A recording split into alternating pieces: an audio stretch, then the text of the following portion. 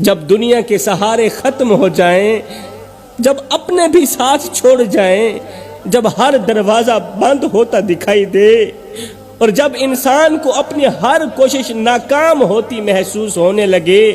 جب کشتی سمندر کے بیچوں بیچ پھنس جائے، جب کنارہ نظر نہ آ رہا ہو، جب اپنے بھی بیگانوں کی طرح گزرنے لگیں، پہچاننے سے بھی انکار کر جائیں، تب ایک سچے مومن کی نگاہ زمین والوں کی طرف نہیں بلکہ میرے محمد کے رب کی طرف اٹھتی ہے۔ اس حال میں جو سچا مومن ہوتا ہے نا، جو سچا مسلمان ہوتا ہے نا، اس حالت میں اس مومن کی نگاہ زمین والوں کی طرف نہیں اٹھتی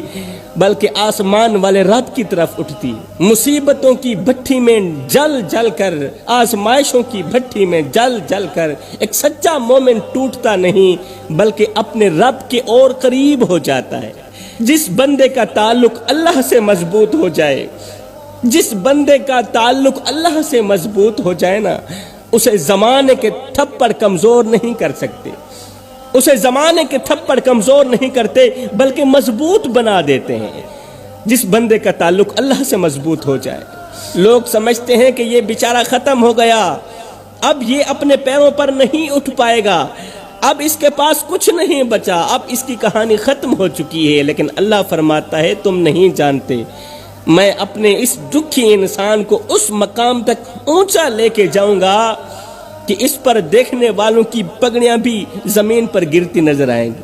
ابھی وہ منظر آنا باقی ہے، ابھی دشمنوں کا حیران رہ جانا باقی ہے، ابھی دشمنوں کا پریشان رہ جانا باقی ہے۔ انسان اپنی آنکھ سے صرف آج کو دیکھتا ہے مگر اللہ آنے والے کل کو بھی دیکھ رہا ہوتا ہے۔ جب رب ساتھ ہو نا تو پھر خالی ہاتھ بھی طاقت سے بھر جاتے ہیں، ہاں جب رب ساتھ ہو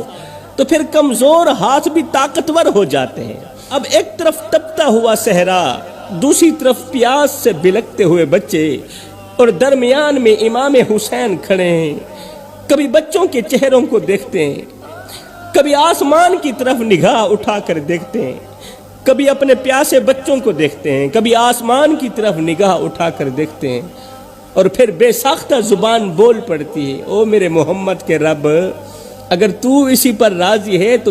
پھر تیرا حسین بھی راضی ہے، اگر تو ہمارے اس حال میں راضی ہے تو پھر تیرا حسین بھی اپنے بچوں کو پیاسا دیکھ کر راضی ہے۔ میرے مالک، میں اپنی رضا کو تیری رضا پہ قربان کرنا چاہتا ہوں۔ اللہ فرماتا ہے، او میرے بندے، تو کرتا وہ ہے جو تو چاہتا ہے، پر ہوتا وہ ہے